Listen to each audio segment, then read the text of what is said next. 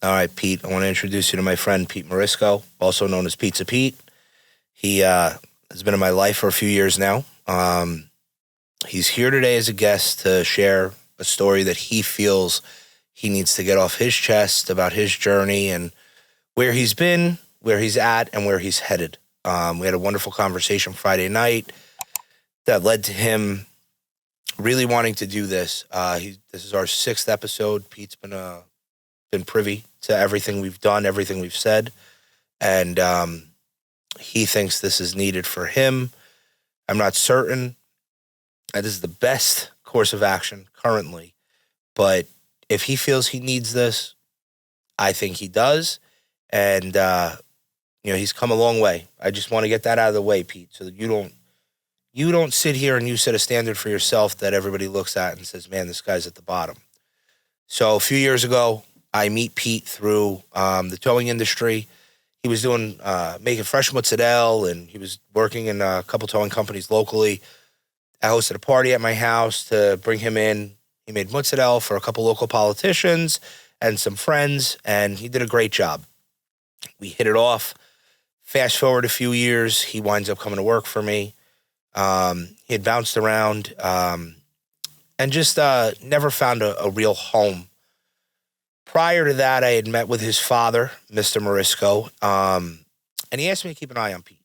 He knows how Pete is. I had always seen a very sensitive, vulnerable side in Pete, and maybe he's been taken advantage of along the way, and I promised his father that I wouldn't let that happen, and I've always told Pete, stick with me. You'll be all right. Our relationship has been I'm not going to say tumultuous, but there have been ups and downs. Not so many downs for me because I'm very consistent in offering a hand up if you need. I've always been a sounding board for Pete, and I always will be. And the only reason I even mention it is so we understand why he's here today.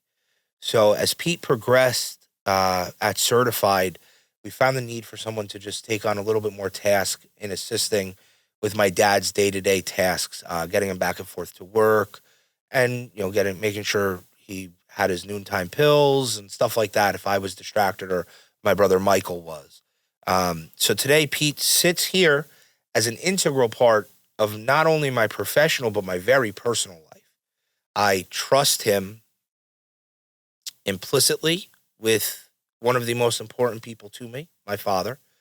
And I think sometimes he downplays or doesn't realize how much trust and faith I've put in him, because time and time again, we've had uncomfortable conversations where he sees to see and feel his value and doesn't realize his worth and what he is bringing to the table to not just myself, but many other people around him, whether they just need a laugh or you call Pete, whatever you need. You need chicken cutlets, he's going to get chicken cutlets. You need gas, he's getting gas. Whatever it is, he's got you. Yep. I feel like there's so much common ground between him and I aside from the name.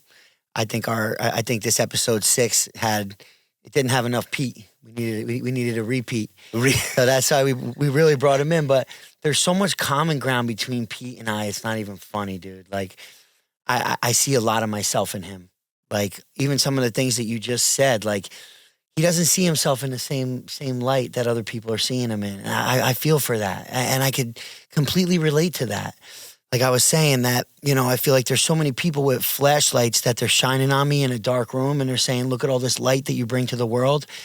And I still don't see that light. I mean, it's been 37 years. I'm getting there. I'm seeing the light a little bit more, but in my mind, it still looks dim, And I feel like Pete is in the same thing, that sometimes you need a few other people to shine your light and say, look at what you did there. You just brightened up someone's day by making them smile.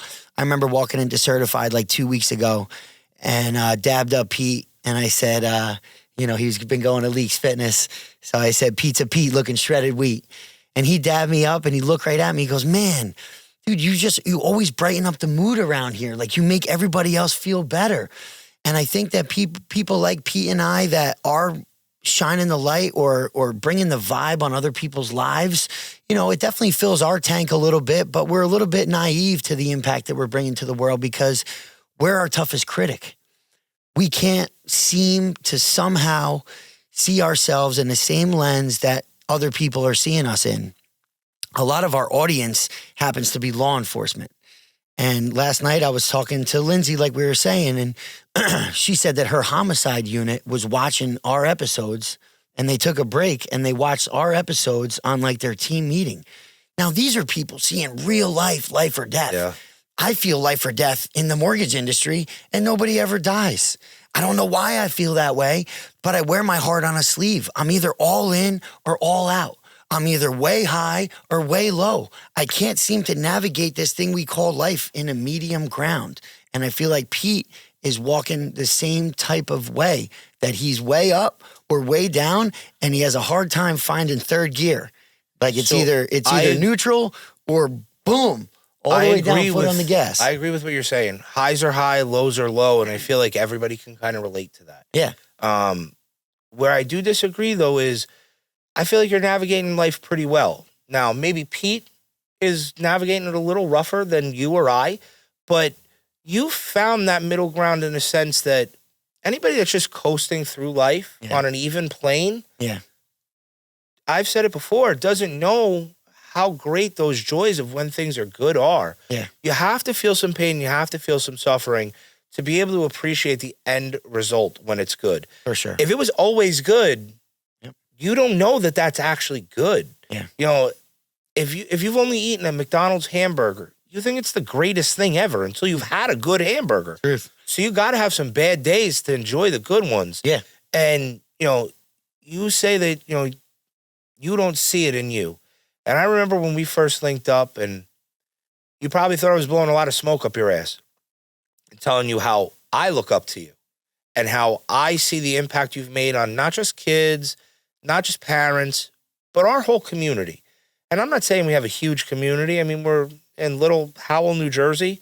But you've impacted a lot of people. And I'm happy to hear you say it today that you're starting to at least see the fruits of that labor and starting to accept who you are. You know, I'll be your biggest cheerleader. I'll be his biggest cheerleader. I'll be everybody's, because I do understand what it's like to feel those lows. And my lows are low. And they can come hard and fast. My highs are huge. I love them. But I know what it's like to hurt. And I'm not saying I don't need a cheerleader to tell me that things are good, because I do. I need you to tell me that I'm not fucking up with my kid, or that, you know, I'm not vibing with my wife right at that moment, but things are going to get better. Or just like when we sat down talking about Pete before we came out here, we had a great exchange where I was kind of opposed to whatever was going to happen here. And as a unit, you balanced me out. So now Friday when he came to me, he was a little in need. And, you know, there's a million times that he shows up to my house, whether he comes over and he's going to make pizza for me and my family, because that's his favorite thing to do. I need something and I can't leave. He brings over whatever it is. You know, I ran out of chicken. I ran out of milk, whatever it is. And I'm just a little preoccupied. I know that Pete's there for me. So I'll always return that favor. So now I might not need him for mental support in that moment, but whatever he's doing for me, I want to be able to repay that. So if I was able to give him a sounding board, and I hope I've given you one, I know you've been one for me a million times. That's my biggest goal, is to listen to people that I know are great and they might not realize it. And Pete, I'm not telling you you're going to conquer the pizza world and be the next Papa John's. But you could be the best Pizza Pete around. And I think you're a lot closer than you realize. So I if 100% agree with that. Yeah, I mean, thank you. There's a light and there's a finish line. And you're not so far. You're not still at the beginning of the race, bro. You've chipped away. Like Pete said, you're at Leaks Fitness. I get reports from Robbie and Liz and Manny that you're showing up to classes and you're kicking butt. And, you know, you might need a breather, but you're not giving up. And he's probably leveling up everybody around him. Like, I could just see him working out with a smile, making everybody in the room feel better, more energized.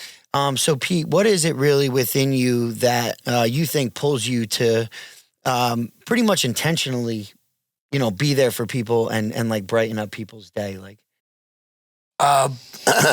you know, it's the ability to help somebody is for me is my greatest asset. The joys I get out of it are tremendous. and just being a good person. That's what a good friend does. Yeah. You know, if like Billy and you have been there for me, I look up to you guys. Thank you for having me here today. You know, you guys are, you know, part of the reason why I'm here today. You know, I helping somebody is the number one thing in this world you can do. Now, let me ask you a question, Pete. Helping someone is the number one thing that you can do, and I see you throw yourself at helping people. Now, I've said it here before. I do that because I can't fix myself. Now, I'm at terms and at peace with who I am, but there are parts of me that are broken that I accept that I can't fix. So I'm trying to find my peace by assisting others. Now, I know we've had conversations about where you've been and things you've done and how you've lived. Are there any experiences that you think have formed the person you are today that make you that helper, that giver, that is always ready at a phone call, trying to seek acceptance maybe from people that you deem important to you? You know, when you sit home alone and you don't have a person to call when I was younger, there's a hole, and I know what that hole feels like. So I made a vow to myself, no matter what it costs to me, let me help somebody. Whatever I could do. If I have to borrow to help somebody else, I'll figure out how to pay you back at another time, just because the person that matters to me is in need. You know, I've literally given the shirt off my back to people, and I'm now receiving the help I need to grow. And like Pete said, sometimes I look in the mirror at night. That's a scary thing. You don't see the growth you have. But you guys hearing it, it's really amazing. It's really a great feeling to have. And I still have a lot of work to do. But I'm on my way up, and it's a good thing. Well, luckily you have plenty of time to complete that work. You know, you've started taking action steps. I know you've been going to the gym, like we said. You've been working on yourself. You have some outlets and avenues that you're trying to work. What was it like, you know, getting you to this point? What got you here? You, when I first met you, you know, I made mozzarella. You know, what was it to make mozzarella? How many guys you know that make mozzarella? Seriously. Honestly, not many. I don't think anyone. You know, you guys showed me there's an importance there. There's a value there. I promised myself I'd never work for you because we were friends. And it turned out to be the greatest decision I ever made. And you've showed me my value and what I can bring to this table here today. It's a lot, you know. Again, looking in that mirror and not seeing that growth, it's a lot.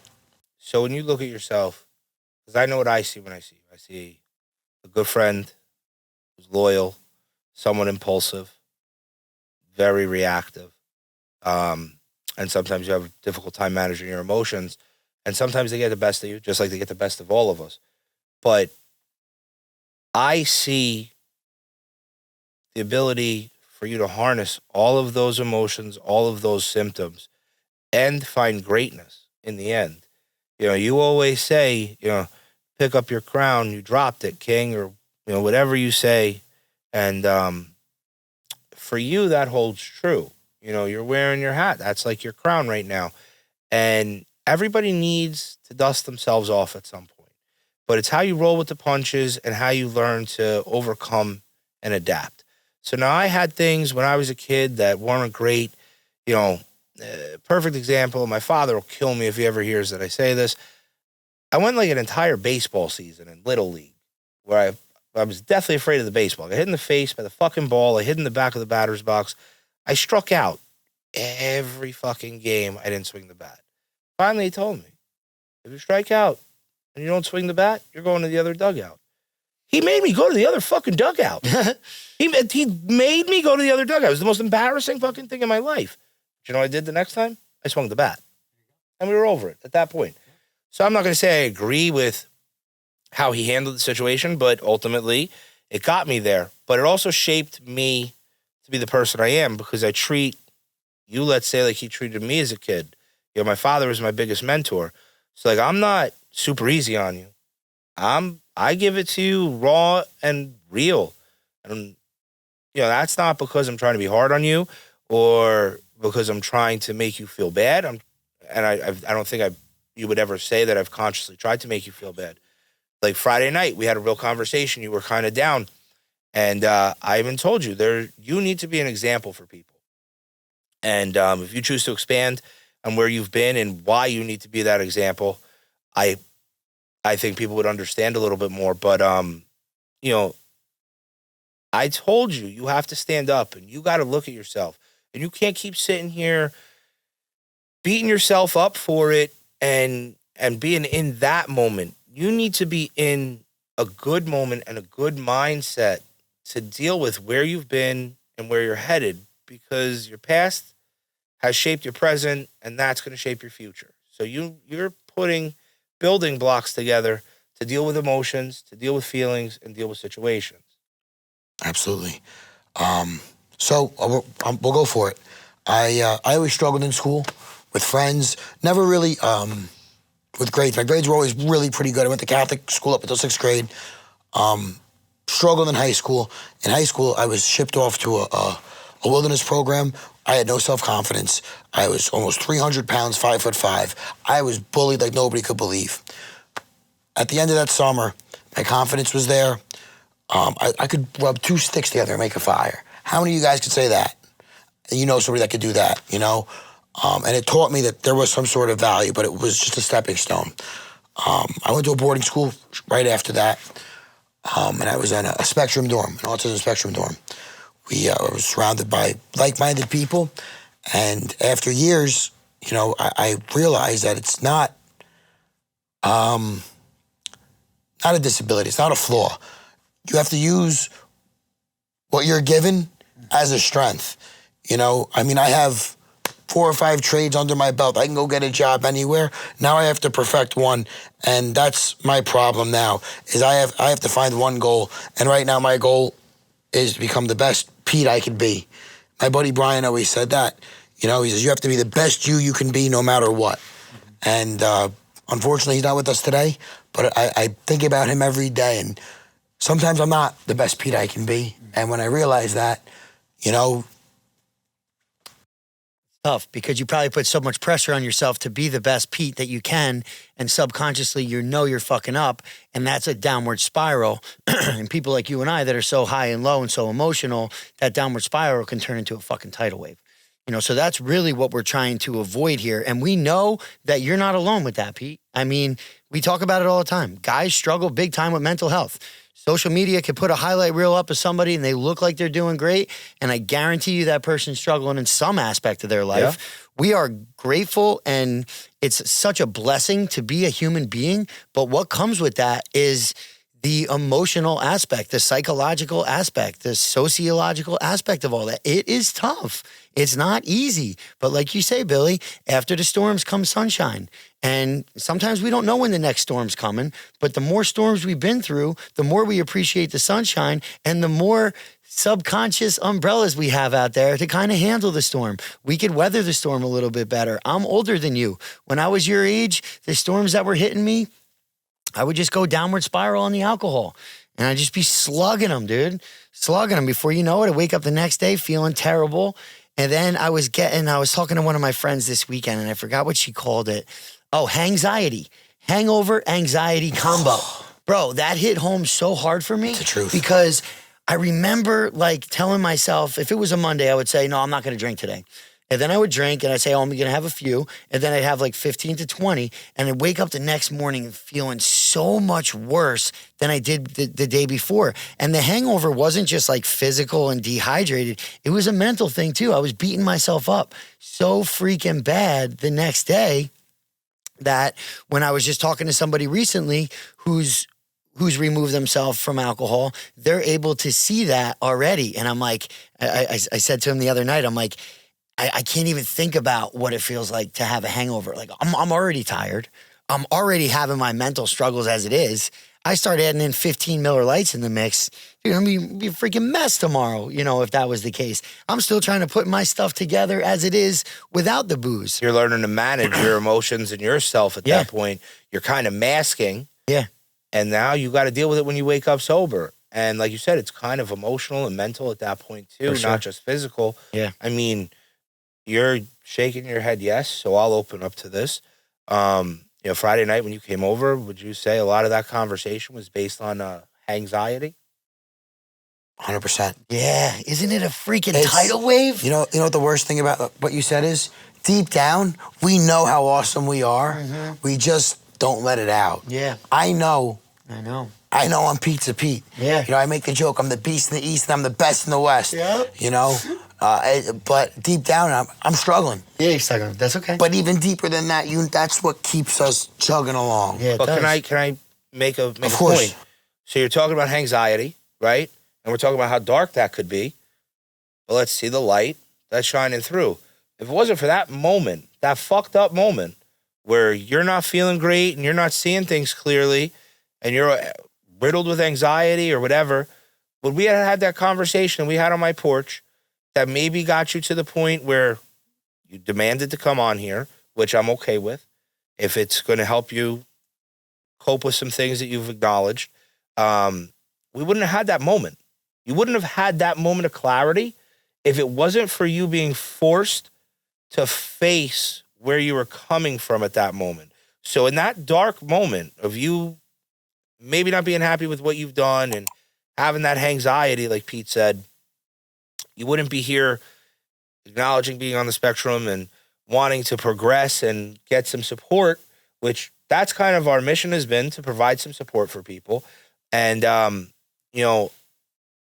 do you realize that even in those dark moments, and I'm sure Pete can relate, that there is a moment that shines through? Absolutely. You have to really focus. You have to take a step back, take a deep breath. But in order to take that deep breath, you got to dig deep. And sometimes, unfortunately, myself, I can't get there on my own. So I'm grateful to have the support system I have of you guys and beyond. I have a great mother and father. I have great aunts and uncles. And then my extended family. I have my pizza family. I have my fishing family. There's nobody, I can confidently say, nobody has the support system I do today. That's incredible, dude. That's incredible. So these are the times now that you take that anxiety, you take that terrible situation, whatever transpired over the weekend that got us here today, you take that and that's your hidden blessing. Because what I'm seeing here is if there was no anxiety and things didn't fester the way they did over the weekend, where's Pete going to be 3 weeks from now? He's probably going to be making poor choices. At some point, he's still building, but there's always going to be kind of like these curveballs that come. And I was thinking, that was a great analogy that you made about life. When you're sitting up there at the batter's box and that bat is on your shoulders and you're either too scared that the ball's going to hit you to swing, well, you're going to strike out. Yeah. Better off striking out swinging. And look, we're not talking swinging at somebody else, but we could take these swings and hope for the best. Maybe now, Billy, you're at the batter's box, you close your eyes and you're swinging. You got a better shot. It was still a strike, but you closed. swung. Yeah. So this is a first step for Pizza Pete to get to where he needs to be. And I think that there's something to be said about that because I think a lot of people are in his exact shoes, but they don't take any type of swings. Their swings, unfortunately, are just at themselves. And the way you swing at yourself is you keep abusing something, or you pop open another Miller Lite, or you grab the bowl, or you grab the Coke, or you grab the drugs. Whatever it may be that you kind of numb yourself with for a little while. And he's got charisma, and he smiles, so he's letting the world know that he's okay. But deep down inside, he knows that this isn't me. This isn't like exactly There's a what I fire need to burning be. inside. Yeah, There's the a fire's fire burning. Yeah. But they said Chris Farley was the biggest personality he was because he was so depressed. Yeah. Same Now- thing with Robin Williams. Yeah. So now you got... A smile doesn't mean anything, boys. So that's what I was going to say, right? So now I feel like Pete's personally attacking me a little bit with the smiling thing. We've already talked about this, Because I don't smile. Yeah. But I will say, as big of a personality as you are, like you said, he's smiling all the time. He's always happy. Yeah. It's a facade. Okay, so now check you up say on your it's a smiley facade. friend. Check up on your smiley friend. smiley friend because they might be going through some shit just like he is. Now, would you say that you sit here today, you can kind of sit and talk with friends, not a counselor, not a therapist, not a teacher. But do you think that you're kind of unburdening yourself, opening up and making yourself a little bit vulnerable to the fact that you've struggled to cope with the fact that you were diagnosed at a young age with autism? We discussed Friday that you've tried to shelter that from a lot of people and you hadn't come to terms with it. And now you're prepared to, and you want to advocate for youth and adults on the spectrum, and you want to try and get involved in that community. I know you've reached out to a couple people that we know mutually from some autism activist groups and whatever, trying to put yourself in a better position. And I know that you're preparing to get some mental health support in some capacity. But do you think that all that shoving that shit deep down inside you has forced you to put on that smiley facade to overcome that, because you don't want people to see how much you're struggling? Probably. I never wanted people to think for a second that I had an issue, and I took every ounce of effort to make sure that nobody saw that, and deep down, it's coming out anyway. So you have to embrace who you are. Yep. You just have to seek the help when you need it, and there's people there that will help you. I know these two boys, when you reach out to them, any time of night, I call Billy 3 a.m. He's answering the phone. Meet me on my front porch. I have answered the phone at 3 a.m. and I have met you on the front porch. That's what I'm saying. And I'm okay with that. But at some point, those conversations on the porch have to progress to you looking at you. I mean, I'll talk to you every night on the front porch. I'll be exhausted the next day for weeks. I'm okay with that. But there's only so much that I can do for you. I'm a fucking idiot. I don't know shit. I know how to give an opinion. I'm not a mental health professional. You know, we had Danny Regan on last week, who's been through it all, done it all, seen it all, been there. He's got treatment centers for substance abuse. He's got treatment centers for health and wellness. I listen to people when they speak. It's like when we're talking, I was able to, no one, as we're filming this, that episode has not been released yet. But I was able to sit there and talk to you about treatments that they're practicing. Micro-dosing with psychedelics, ketamine treatments that run 12-week programs. And it's providing balance and treat a new form of treatment for depression. It might be experimental, but he's seeing great success. So, like, we're sitting there and we're talking. I'm getting goosebumps right now talking about this. And we're sitting on my porch, and I'm able to convey to you that information because I've surrounded myself with people that I'm willing to listen to speak. Not that I'm willing to talk to. I want to hear them. Absolutely. So if you watch that episode with Danny, because I watched the first half of it today, I didn't do much talking. I did a lot of listening. Me too. And there was a ton of value in that. And because I listened, I was able to give you a little bit of value from me that I got from him. And I hope that you could find some practice in what I preached. You know, I think it'll do you a world of good and hopefully provide you some of that level of support that you need. More than I could give you or more than Pete could give you or ever, Tom. Everybody sitting in this room is cheering for you. And I'm going to throw this out there real quick. Sometimes all the programs in the world, they're not going to do anything for you. And sometimes it's that one friend. It's that one person. You could see something, hear something on the news, whatever it may be. Just like that, and it'll change your perspective. Perspective is everything. The way you view things is everything. It really, truly is. I mean, I'm always struggling, dude. Everybody is. You know, like we're all struggling. But like, what I use my house as an example, right? In 2017, we got the house, and back then things were a lot different. Like, dude, we got this house. Like, we thought that was it. We made it. It was unbelievable. We set a goal to it. We accomplished it. Now we live in that same exact house, and we window shop on Zillow. we're subconsciously planting these seeds that our house is unfulfilled. Even though we have everything we could have ever wanted, we have 3 beautiful babies under that roof. It is absolutely amazing, but we're a little bit log jammed. We want more, but when you want more, you could have what you wanted and what you never thought. Like, dude, I never thought I'd be able to get it. Especially if we're talking when I was drinking all the time. I didn't have, I was living in Belmar, renting. I could have never pictured owning a house. Once I actually did, now we fast forward. We've been in this house for 7 years, and now we're like, what we used to absolutely love, we're like, oh, we could have more. And it's like, we can have and want more, but it doesn't mean that we can't not appreciate what we currently have right now. Because that's what we have. It's ours. You have to appreciate what you have. Yeah. Because at some point you didn't have it. Yeah, I know. So to have it today and want better is normal. Mm-hmm. We discussed it a few weeks ago. You're climbing that mountain. You take a breather at that rest point and you're on a nice little plateau or whatever where you could take a second. But you still want to climb the rest of the fucking mountain. You're at your rest point when you're talking about the house. Yeah, you maybe want to grow or whatever. You don't find the fulfillment you once did. That's fucking life, dude. Mm-hmm. That's climbing that mountain. Now, he said something to me that hit me hard the other night, and I'll let him tell this. So we had a great exchange, and I don't want it to ever sound like I'm only talking to him, because I listen to him just as much as I do to anybody else when we're having these exchanges. And I don't even know if he realizes this.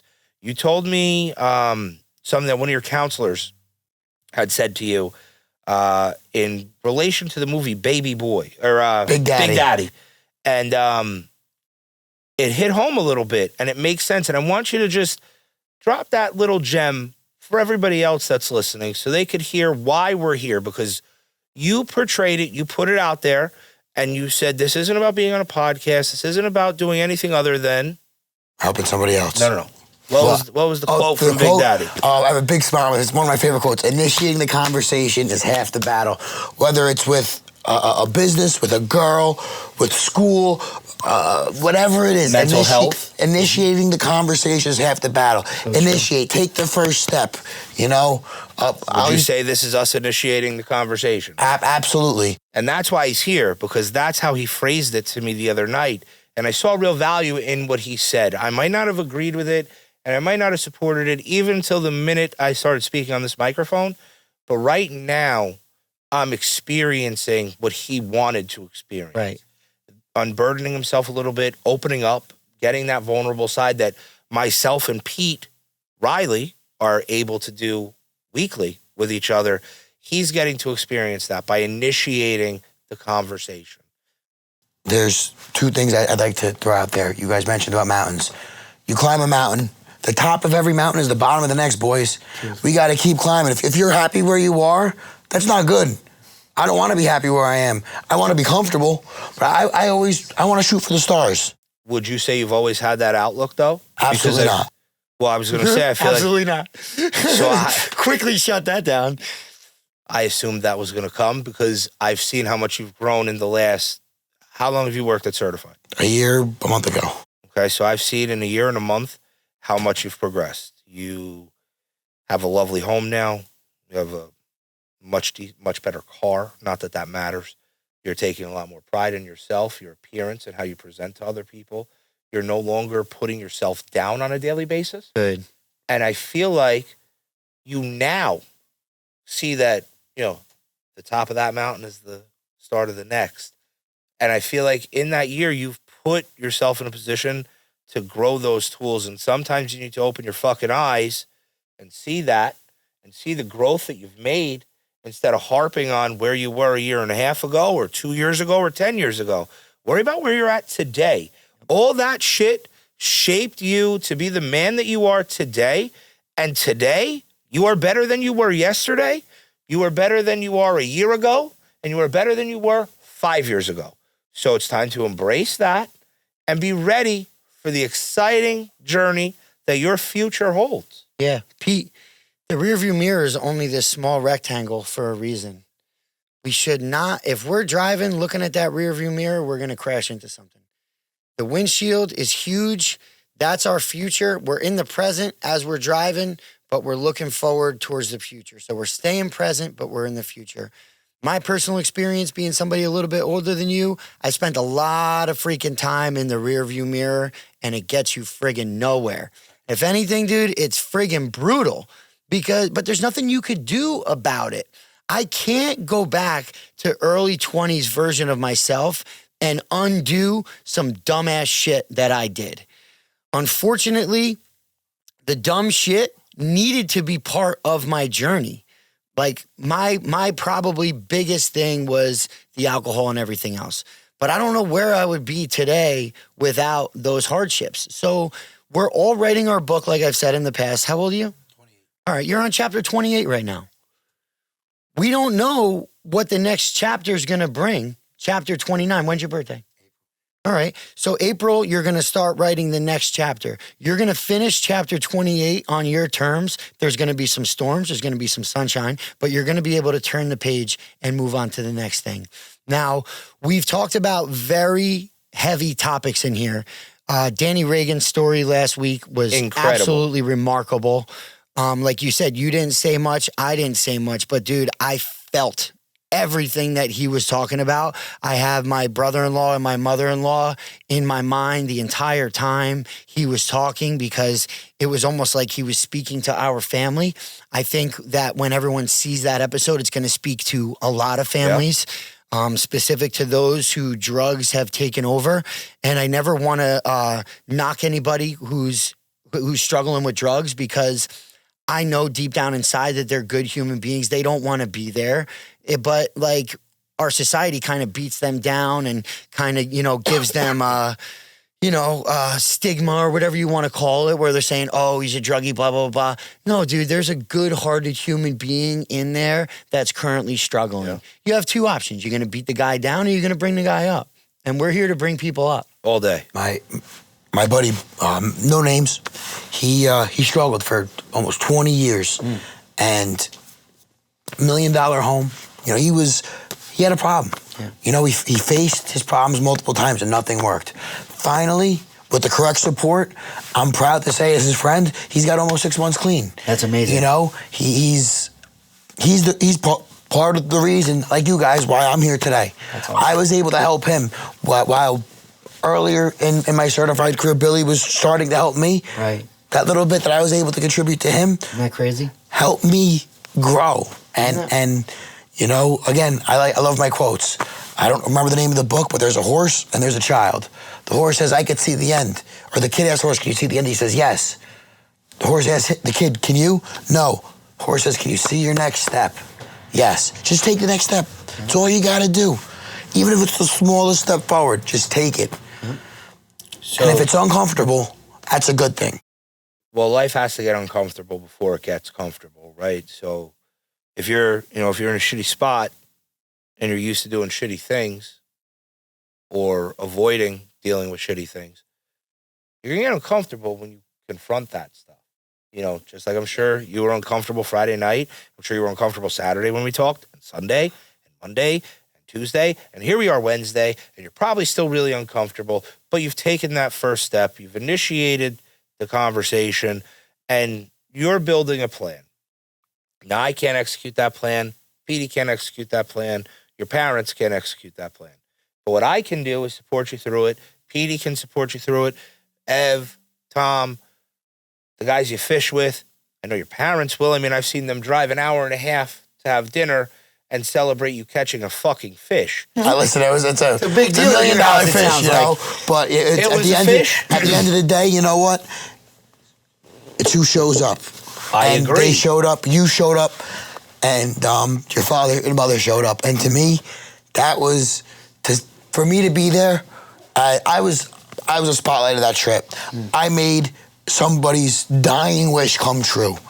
And, not only did I make their wish come true, my parents, your mother and father made my wish come true by allowing to celebrate with me. And it's the little victories in life. 100%. But dude, not to cut you off, Billy. No, go ahead, Pete. Billy's parents were there for you. If you were a selfish prick that was only worried about yourself, I got news for you. Nobody's showing up. But the fact that you have, without any type of hesitation, been there for Billy's dad time and time again, people see that shit, Pete.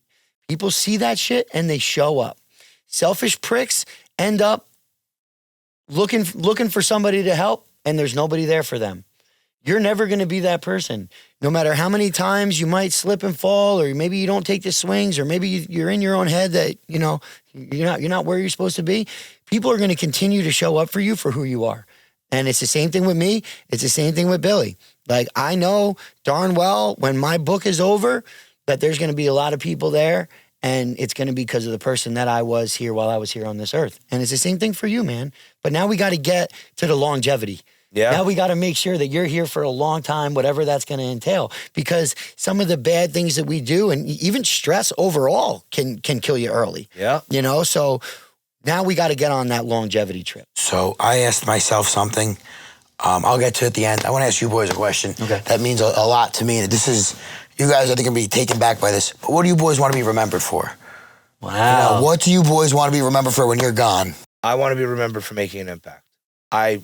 Ultimately, I want to be remembered for being a good father, but I want to be remembered for helping my community. You More said than that anything. to me last week. You know, sometimes I'm not the greatest father, Billy. You are one of the greatest fathers I know. I see your interactions with your kids, and you know those three kids are the world to you. And They are. They are. Every time I see them, how respectful they are. Little babies come up giving me hugs and a kiss. Yeah. You know. But there's a flip side to that. And don't take this the wrong way. Absolutely. But I not. also am well aware that there are times that I'm robbing them of their father when I am outside on the porch with you or whatever. And I'm not saying that this is a large amount of time, but I have small windows where I get to spend a ton of time with my kids. So when you see me with my kids, whether it's at Certified or it's at my house when we're not talking, you're just there hanging out, I am all about my fucking kids because I don't get a ton of time with them. I'm up and out of the house, 6:30 the latest. I come home. We're rushing to football. We're rushing to wrestling, cheerleading, whatever it is, Kumon. I don't get that dad time that I so desperately crave. You know, I spread myself thin sometimes, but I know I mean well as a dad. I mean, I have the best intentions as a father. I always want to be better. So when I say I'm not a great father, I don't mean I'm not like a great dad all the time. I don't mean I'm at home punching my kids in the throat. I've thought about it. You're just very critical of yourself, and you're self-aware enough to know that you are not physically able to put in the probably amount of time and energy that you think this quote-unquote good dad is, because I could really resonate with that. I have kind of short windows of time with them, so I really need to maximize them. And then I start beating myself up when I know that in my short windows of each day, I'm not giving them the best version of me. Here, I'm maybe like a good example for me is when Mason's trying to tell me something and I'm kind of in my phone. I know we talked about that before. That kind of hurts my heart. When I'm short with my patience, like I was short with my patience with them yesterday, but like my patience was thin. It had nothing to do with them. They just felt I can't handle it anymore right now. But like But like, you they didn't know that I mean love for them. that I'm to still a happen. good dad overall. I'm still a great dad, but it hurts. I got feelings. Like I don't want them to, you know. So the other night, I'm laying down watching TV with Max. Now in our house, everybody usually goes to bed at 9:00. So maybe we're watching TV a little late. I was spending that selfish time with him, and it's like 9:15, and he says to me, he didn't say it bad. He wasn't upset. He's like, Dad, you got to teach me how to catch and throw better. And I said, Max, you catch and throw all the time. He goes, yeah, but, like today we were at school and the boys were playing football and I kind of went and swung on the swing because, I feel like I can't catch a long pass or, make a long throw. I said, hold on. I went, I told my wife, like half with tears in my eyes because I felt like I fucked up. I said, me and Max are going to be in the basement. I said, I don't care what time we're done. We're going to have a catch in the basement. Now it's 9:30 out. We can't go in the backyard. We went downstairs. Me and this kid had a fucking catch for 20 minutes. He caught every ball just about. He had great throws back to me. But like at that moment, I felt like a shit fucking dad. Yeah. But he could do it. He just didn't have the confidence to do it. Yeah. And Pete, it's no different than you. You could do a million things. You just don't have the confidence or didn't have the confidence to do it. I'll tell you again, my parents showed up for your fish because of the impact you've made on them. My brother Michael supports you because of the impact you've made on him and my family. It's not just me that's in your corner. It's not just my parents. It's not just my brother. It's a world of people that you've impacted. So just like my son with catching that football, you have to have the confidence to go forward. Now, he didn't play football at school yesterday, but maybe he'll play it tomorrow. And I'm not saying that you're going to have a world of confidence tomorrow after we have this conversation. But hopefully you set yourself up to continue initiating the conversation and have continued success to build that confidence. I mean, Pete, bro, the fact that you can sit here and tell me that there are times that you feel similar to me that you're not being a great father means the world to me. I told you just before when we were sitting up front, you've shown me how to like balance myself out. And hearing you say things that I feel every day makes me feel so much better about me because I'm not alone with those feelings. I'm looking at a guy that, by all counts, is a great husband, is a great dad, is a pillar in the community, is just a great man. And, like, I have struggles, and, like, shit gets dark for me. Not everybody might see it. I'm not so emotional. I'm not as vibrant as you. But talking to you and hearing you say something as simple as, like, I'm a great dad, but I don't feel like I give the time. The fact that you feel the same as me makes me know that it's okay to feel that way. Yeah. And gives me the confidence to continue doing what I'm doing and just try to hone my skills. And I hope you take that away from this exchange. All right, so let's leave it at this. What's the next step for Pizza Pete? What happens from here on out? There's going to be a long journey ahead. And hopefully I'm welcome back and you guys can see my success in the near future. I have big goals planned. With your help, I was able to purchase a pizza oven. Next year, I want to have my business in play, and I do have major goals that I want to meet. And like I said, what do I want to be remembered for? I want to be remembered for the underdog that made it to the top. I love that. And it's okay to be the underdog. We all have issues, but you're not. Yeah. It's an equal playing field. For sure. You have a heart. You have a soul. Follow your dreams and don't let anything get in your way. For a second. We all have goals. We all have dreams. But what's your plan to set yourself up to accomplish those dreams? Like, we're sitting here and we're talking about some serious shit. And we're here and I know where you're at. And I don't want everybody watching to sit here and think that we're sending you out into the world again alone with no system of support. So maybe you could just elaborate on things we've discussed, just so everybody knows, like... I'm definitely going to reach out to Danny. I have to. I do have some sort of substance abuse problem that needs to be addressed that I've never addressed before. And that leads to my even higher highs and lower lows. And, I have to get my stuff together. I have to figure out a way, whether I have to go to rehab, whether this program with Danny is good. I have to figure out a way to channel my energy to become the best Pete you could be. I initiated the conversation. Mm-hmm. I have to finish. Well, we're here because you initiated the conversation. Yep. So now I have to finish. Continue the conversation. For sure. And Pete, as we're getting ready to close this episode, I want to tell you always know you have my unwavering support. You're never going to get the answer from me that you want. You're going to get the answer you need, as you are well aware of. I'm proud that on your own, independent of myself or Pete or anybody around you, I think you've made the conscious decision to put yourself in a better, to equip yourself with better tools to shape your future and your outcome. I think you're going to have nothing but success if you embrace this. And even if you don't, I think you're going to have nothing but success. I just think you're going to have a little bit rougher of a struggle. The journey might get a little bit longer, a little bit derailed. There's no better time than now. Right now. Today is the rest of your life. Yeah. Absolutely. And you're still young. Yeah. Like, I stopped drinking right around when I was your age. I think I was 29. And look at this fucking guy. It's been 8 years. Dude, you wouldn't even know me if I was still drinking, dude. I would be doing freaking keg stands right now. But, dude, we're super proud of you for taking the first step. Keep us in the loop on the steps moving forward. And we know you got this. I wanted to say thank you for having me here today, boys. Of course. I also wanted to say thank you to all my supporters out there. There's so many I can't even name. Thank you to my parents. You guys have shaped who I am, and they've never made a decision that they thought was bad. They always made the best decision at the time for me, and I want to thank you, my aunts, my uncles, you guys, my brothers. There's a battle to be had, and you know what? I got an army behind me, like you said. There you go. Whose car are we taking? Let's go. Mm-hmm. Whenever you need, I'm here. And guys, let this serve as an example. If you need help, whatever it is, just reach out to somebody that you know that you're comfortable with. Now, it might not have been the best decision for Pete to be on here, but it was something he needed.